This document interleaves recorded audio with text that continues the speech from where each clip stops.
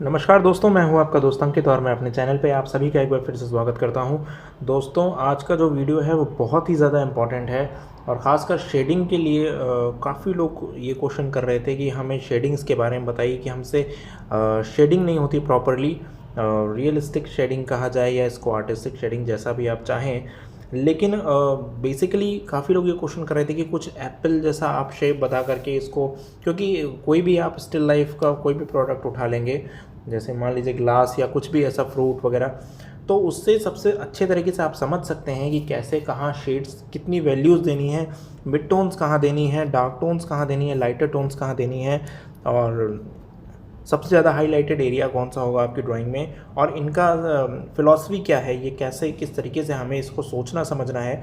तो चलिए यहाँ पे मैं थोड़ा सा इसको आपको ब्रीफ करता हूँ, उसके बाद मैं उसको ड्रॉ करके बताऊँगा आपको कि आपको कैसे एग्जीक्यूट करना है एक्चुअली में। तो यहाँ देखिए फ्रेंड्स, जैसे मान लीजिए कि ये एक एप्पल है जिसको मैंने प्रिंट आउट लिया हुआ है, और यहाँ पे जो ये आप हाईलाइटेड एरिया देख रहे हैं, इसका मतलब लाइट्स जो हैं कहीं इस डायरेक्शन से, जैसे आप मान लीजिए किसी एप्पल को आप रखते हैं तो उसके पे कहीं ना कहीं से तो लाइट पड़ेगी। जो सबसे ज़्यादा लाइट पड़ रही है वो इस डायरेक्शन से पड़ रही है जहाँ पे ये सबसे हाईलाइटेड एरिया है।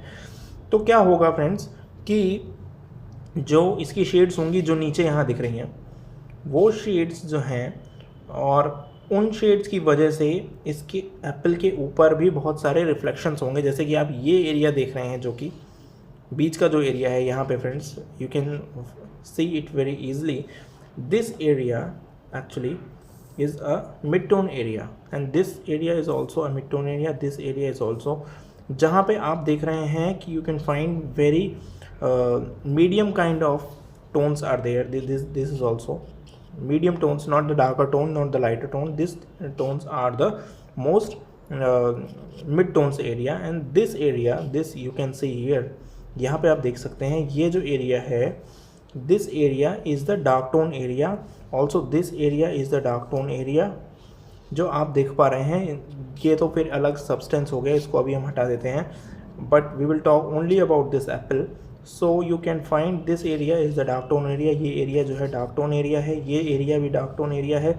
ये एरिया डार्क टोन इसलिए है क्योंकि इसका जो पैसिव रिफ्लेक्शन पड़ रहा है इसके ऊपर, जो इसका शेड है जो इसके फ्लोर पे पड़ रहा है, इस फ्लोर की वजह से पैसिव उस पर अगेन एक शेडिंग पड़ती है जो कि यहाँ पे हमें दिखाई दे रही है। थ्योरेटिकल है थोड़ा सा, आपको अगर समझना है तो। ये भी यहाँ पे जो आप देख रहे हैं ये केवल इसका एक नेचुरल पार्ट है जहाँ पे शेड्स ना पड़ के वो अपने इटसेल्फ कलर को यहाँ पे वो कर रहा है। अगर आप कलर्ड इसका प्रिंट आउट देखेंगे तो आपको ज़्यादा अच्छे से समझ में आ जाएगा, बट हमें अभी ग्रे स्केल्स में बात करनी है क्योंकि हमें पेंसिल से इसको समझना है। अगर मैं इसको कलर से समझाऊंगा आपको तो बिल्कुल अलग तरह से समझाऊंगा, बट अभी हमें केवल वाइट, ब्लैक और ग्रे की बात करनी है। और जो ये एरिया है ये मोस्ट हाईलाइटेड एरिया है। ये तो बहुत आसानी से समझ में आ रहा है कि यहाँ बहुत सारी लाइट्स हैं और यहाँ पे भी थोड़ी लाइट्स हैं। ये भी रिफ्लेक्शन है, जहाँ साइड में कुछ रखा होगा उस साइड की वजह से that is getting reflection. Also here you can see जो भी टेबल का लाइट्स हैं वो again that reflecting on to it like this. इस तरीके से ये लाइट्स का जो रिफ्लेक्शन होता है उसकी वजह से ये area again this the highlighted area. So whenever we see, जब भी हम कुछ ऐसा देखते हैं, कुछ मान लीजिए हम कोई स्टिल लाइफ सामने से रख करके ड्रॉ करते हैं तो उसमें हमें इन सारी चीज़ों का बहुत ध्यान रखना होता है। The darkest area, the mid tones and the highlights area, इन तीनों की जिसको समझ है friends, for them it is very easy to understand to get the realistic shading. तो चलिए अब इस पर आगे शुरुआत करते हैं और कैसे इसको ड्रॉ करेंगे वो देखते हैं। तो अभी drawing it's not important, important is shading part. So let's come to the shading part. अब चलिए हम इसको फ्रेंड्स, यहाँ मैंने आउटलाइंस को तो ड्रॉ कर लिया है कि ये आउटलाइन का नहीं है वीडियो। और यहाँ पे मैं आपको दिखाऊंगा कि अब देखिए ये जो है मोस्ट हाईलाइटेड एरिया है, और इसके बाद नीचे का जो ये पोर्शन है जिसको इसको मैं हाईलाइट कर रहा हूँ ये डार्कन एरिया है। उसके नीचे यहाँ पे भी डार्कन एरिया है जिसको डार्क टोन्स बोल सकते हैं आप। ये है मिड टोन का एरिया जिसको मैंने काटा, यहाँ पे भी ये है मिड टोन, लाइटर टोन्स हैं, और बीच का जो पोर्शन है ये भी मिड टोन का एरिया है। तो अब आपको समझ में आ गया होगा कि कौन सा सबसे ज़्यादा हाईलाइटेड एरिया है किसको बोलेंगे, और मिड टोन किसको बोलेंगे, और हाईलाइटेड एरिया किसको बोलेंगे। अब जब मैं एग्जीक्यूट कर रहा हूँ तो मैं बस सबसे हाईलाइटेड एरिया को मैंने छोड़ दिया है, बाकी सभी जगहों पे मैं धीरे धीरे हैचिंग करता हुआ शेडिंग को प्रोवाइड करने की कोशिश कर रहा हूँ। और शुरुआत में मैं इसको बिल्कुल भी अभी स्मज नहीं कर रहा हूँ, ताकि आपको बहुत आसानी से समझ में आ जाए चीज़ों को कि मैं कहाँ पे क्या वैल्यूज़ दे रहा हूँ। लीफ वगैरह पे तो अभी इतना इंपॉर्टेंस नहीं है, मेन तो आप अभी एप्पल पे कॉन्सेंट्रेट कीजिए कि मैं कैसे इनिशियल लेयर सॉफ्ट कर रहा हूँ। इनिशियली आप चाहें तो सभी पे एक हल्की ग्रेडियंट या बोला जाए उसको ग्रे टोन आप सभी पे अचीव कर लें आप, क्योंकि आपको शुरुआत में आइडेंटिफाई करना बहुत मुश्किल होता है। तो आप बिल्कुल एक जैसा, जैसे मैं अभी यहाँ कर रहा हूँ, बिल्कुल सिंपल तरीके से आप, ताकि समझ पाएँ, सभी जगह पे थोड़ा थोड़ा मैंने एक हल्की लेयर को ऑप्ट कर लिया। अब आप समझ पा रहे होंगे फ्रेंड्स कि कौन सा सबसे ज़्यादा डार्कन एरिया है, कौन सी मिड टोन्स हैं और कौन से हाईलाइटेड एरिया हैं।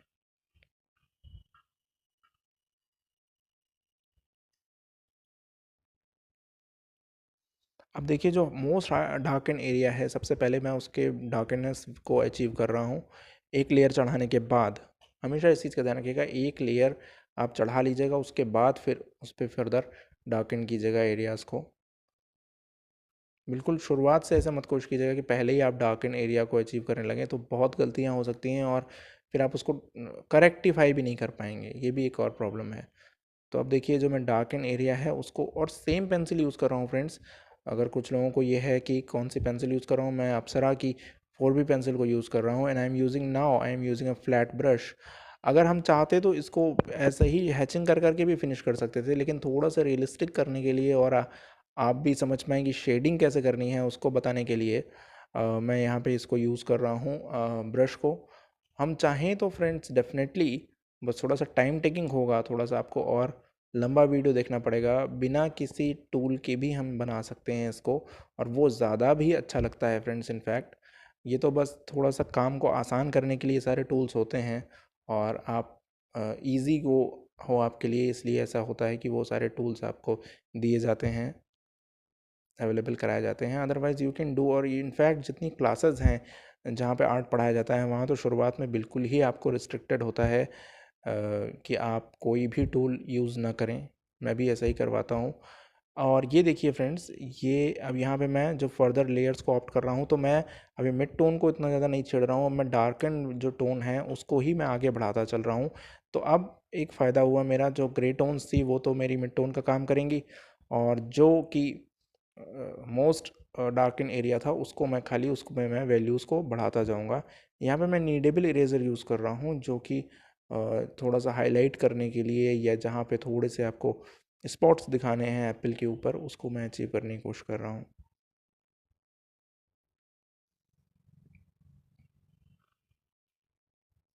ये थोड़ा सा मैं रियलिस्टिक की तरफ ले जाना चाह रहा हूँ इसको, इसलिए मैं ऐसा कर रहा हूँ। नहीं तो अगर आपको खाली शेड्स देखनी थी, जो मेन पोर्शन था ड्राइंग का, वो मैंने आपको बता दिया है।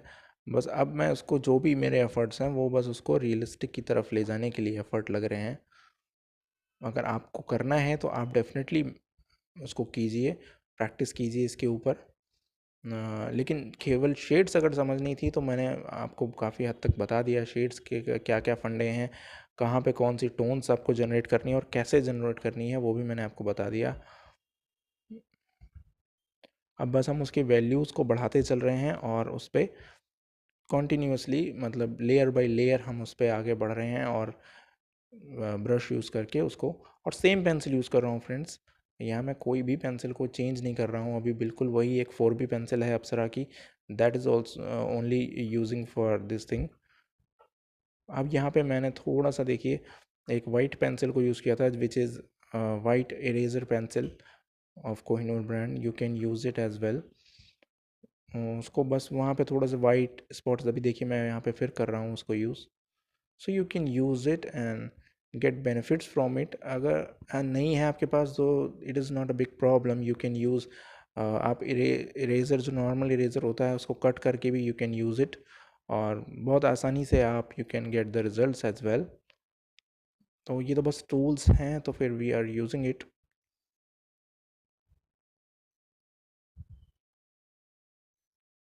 और यू कैन सी फ्रेंड्स कि काफ़ी आसानी से मैंने रिज़ल्ट्स को ऑप्ट किया, और ज़्यादा कुछ दिक्कतें नहीं आई। अब यहाँ पे थोड़ा लीफ वगैरह को भी मैं, आई विल फाइनलाइज इट।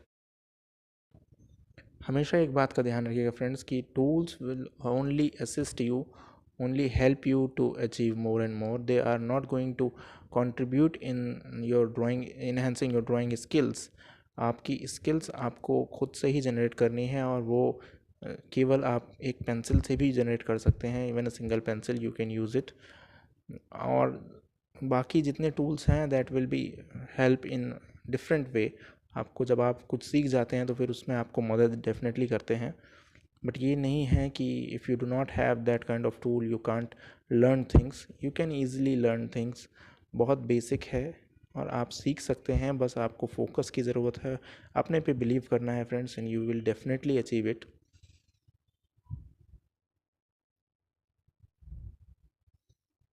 देखिए फ्रेंड्स, काफ़ी हद तक मैंने इसको कोशिश की है आपको कुछ इस तरीके के रिज़ल्ट्स भी दिखाने की कि जिस पे हम बहुत ज़्यादा डिटेल लाने की कोशिश करते हैं. और यहाँ पे मैंने जो पेपर यूज़ किया है, you know it, that is very normal paper, cartridge paper, जो कि आप ड्राइंग बुक में आपको जो मिलता है पेपर, वही पेपर है. इट इज़ नॉट समथिंग कि जिसको बहुत अच्छे आर्टिस्ट यूज़ करते हैं. इट इज़ वेरी बेसिक, जो कि नोटबुक या ड्राइंग बुक में जो पेपर आपको मिलते हैं मार्केट में इजीली अवेलेबल, वहाँ से परचेज़ किया है मैंने वो भी.